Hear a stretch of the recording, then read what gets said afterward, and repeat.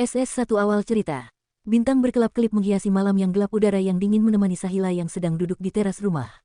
Sahila sedang duduk termenung memikirkan usianya yang semakin bertambah. Dalam benak Sahila terselip kata ingin menikah, tapi semenjak Sahila putus dengan pacarnya, Sahila tidak pernah berdekatan dengan cowok manapun.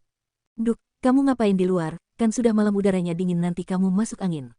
Bu, dulu bapak sebelum meninggal bilang kalau aku sudah dijodohkan, tapi sampai sekarang kok nggak ada yang melamar Sahila ya bu?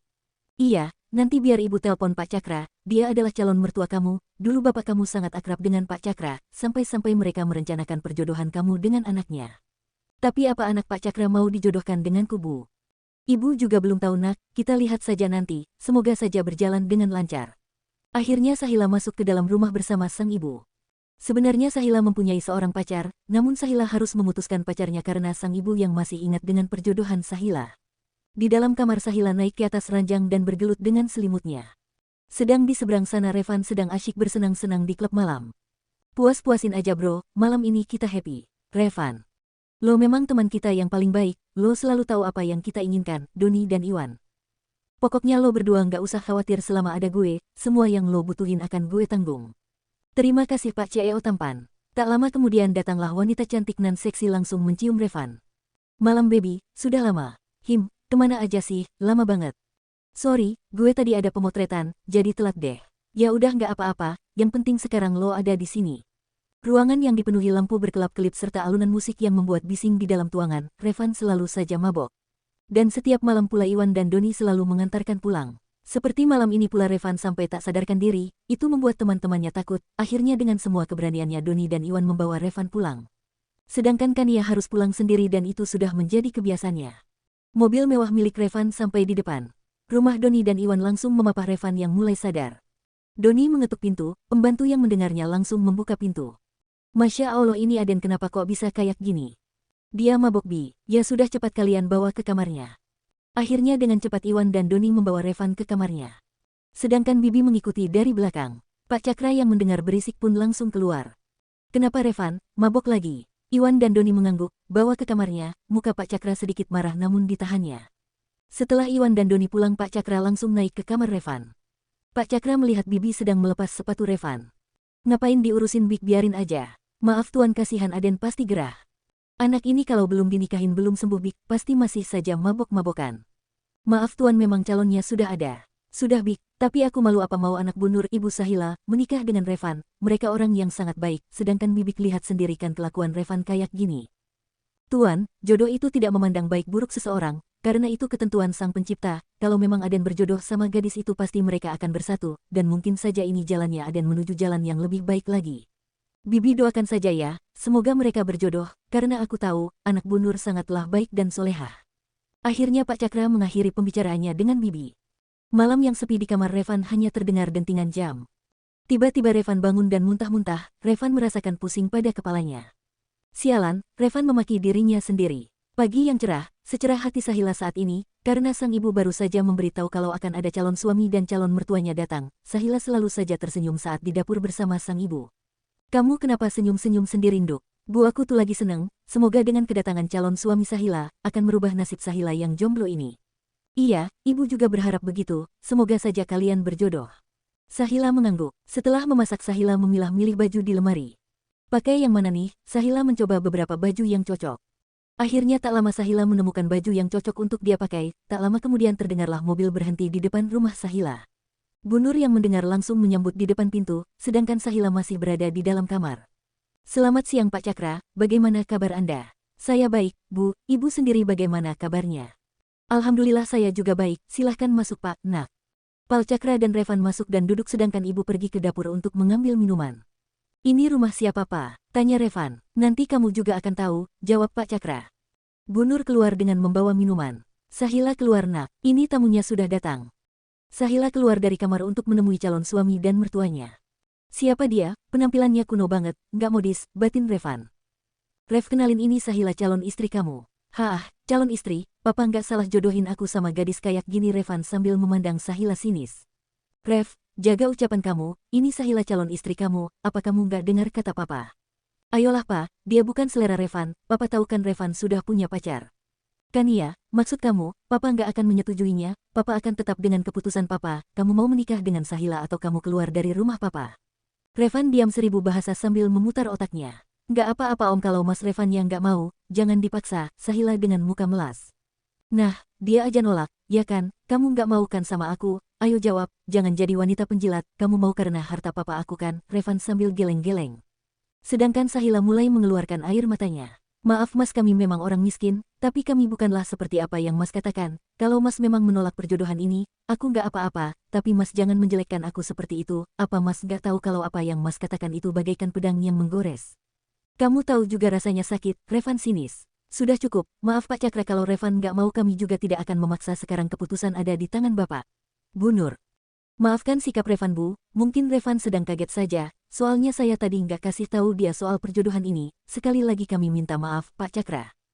Kami maafkan Pak, tapi lebih baik Bapak memikirkan kembali soal perjodohan ini, saya nggak mau kalau Revan menerima Sahila karena terpaksa, lagian umur mereka juga kan masih muda, biarkan Revan berpikir lagi, dan kami akan menerima apapun keputusannya nanti.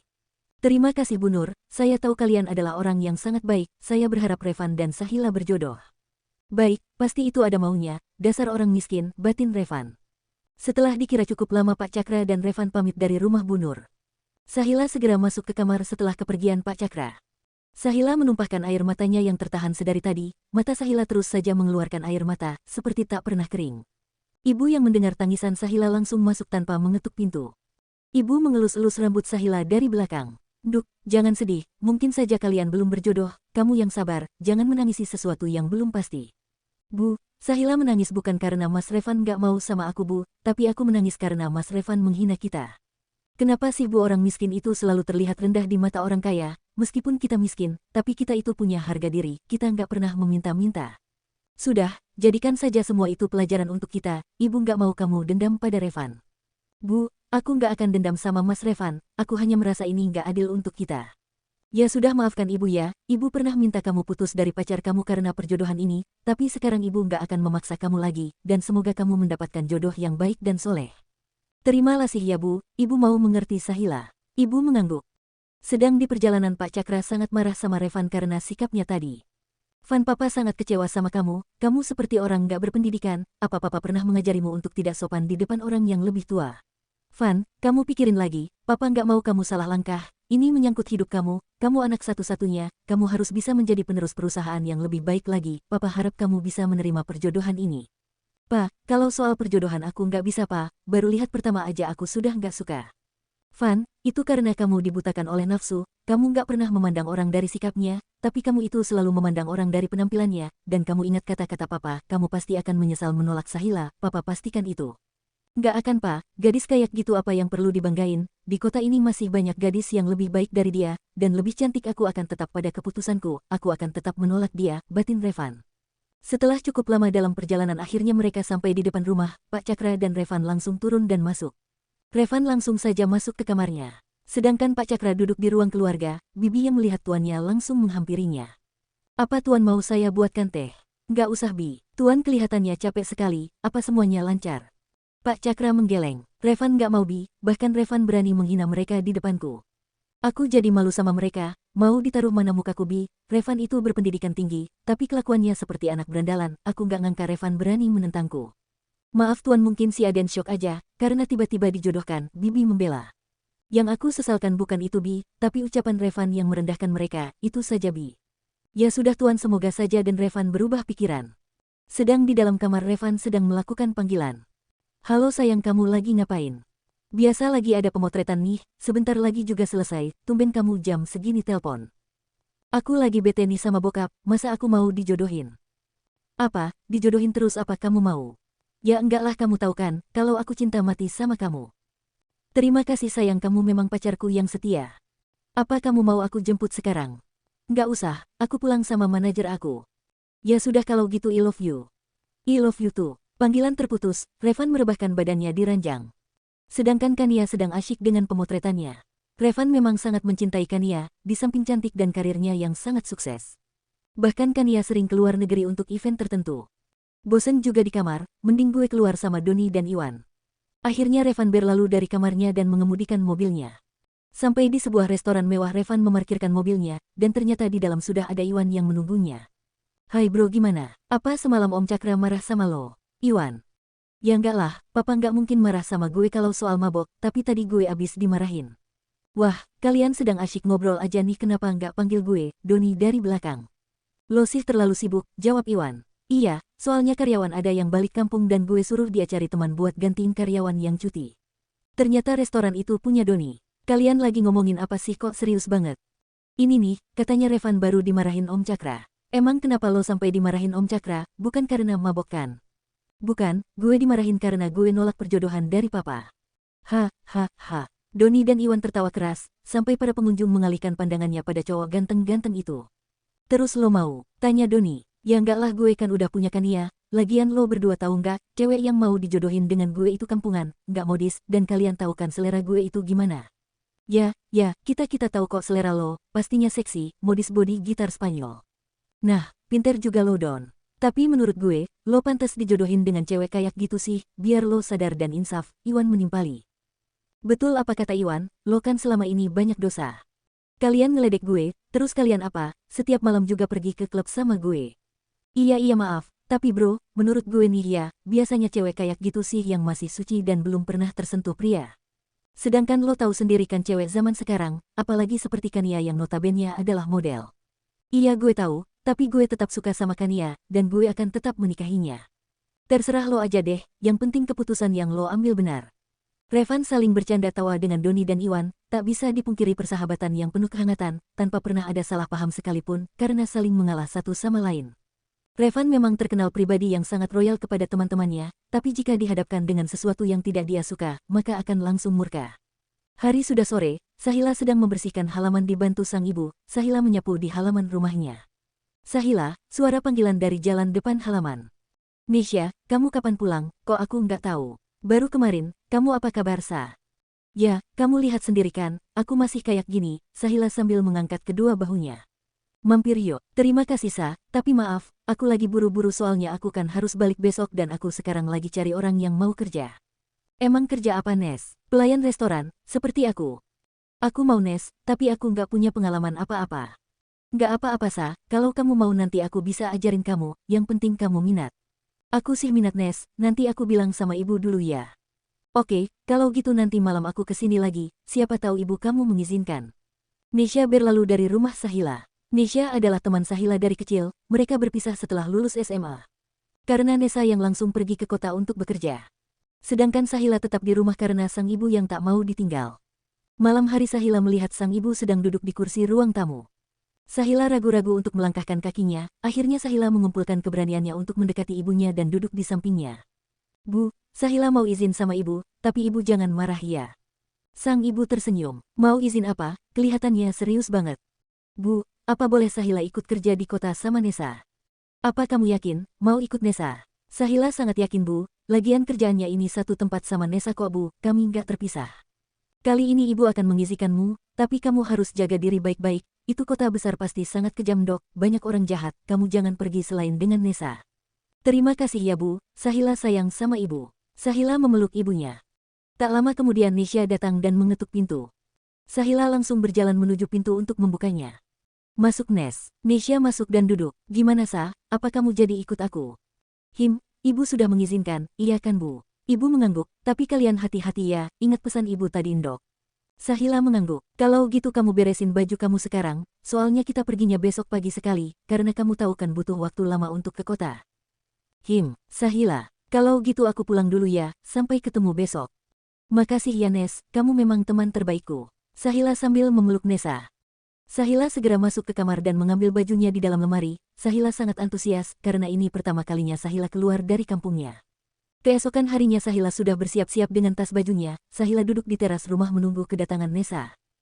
Sang ibu selalu memeluk Sahila dengan erat. Pasti ibu akan kangen sama kamu Dok.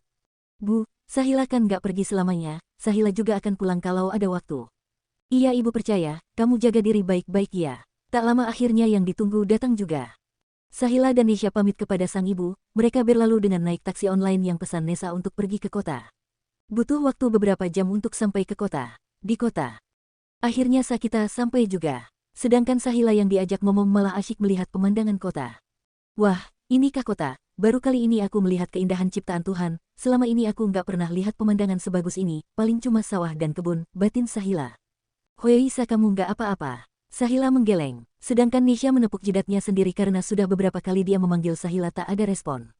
Kamu ngelamunin apa sih Sa? Kok dari tadi bengong? Baru kali ini aku lihat kota Nes, ternyata lebih indah dari yang aku bayangkan. Oh, jadi dari tadi kamu lihatin pemandangan. Sahila mengangguk. Ya udah yuk kita ke kosan aku, kita tinggalnya tuh deket, Nisha sambil menunjuk ke arah tempat kosnya. Tak lama, sampailah Nisha dan Sahila di sebuah kos-kosan yang sederhana. Nah, ini tempat tinggal kita sekarang Sa, nggak apa-apa kan meskipun nggak bagus. Nes, aku nggak apa-apa, ini sudah lebih dari cukup yang penting kita bisa berteduh. Sahila dan Nisha masuk bersamaan. Sa mumpung masih siang gini kita ke restoran yuk, aku kenalin sama bos. Orangnya galak nggak Nes? Kamu nggak usah khawatir, bos kita itu orangnya sangat baik meskipun masih muda, tapi dia itu sangat baik kepada semua karyawan yang kerja di sana. Akhirnya Sahila dan Nesa naik angkot menuju restoran. Angkot berhenti di depan restoran. Sahila dan Nesa turun dan segera masuk. Pak Doni mana? Tanya Nisha pada salah satu karyawan. Elones kapan balik? Baru aja sampai Mbak.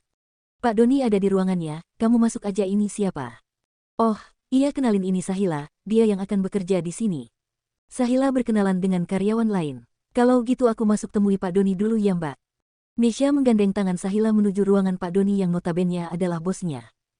Nisha mengetuk pintu, Pak Doni yang mendengarnya pun mempersilahkan masuk. Nisha memperkenalkan Sahila kepada bosnya. Pak ini Sahila, teman saya yang mau kerja di sini. Nggak usah formal Nes, biasa aja. Cantik, hanya itu yang terlintas di otak Doni. Silahkan duduk. Akhirnya Nisha dan Sahila duduk. Banyak pertanyaan yang diajukan Doni kepada Sahila, dan Sahila pun menjawabnya dengan jujur dan terkadang dengan kepolosan Sahila menunjukkan wajahnya.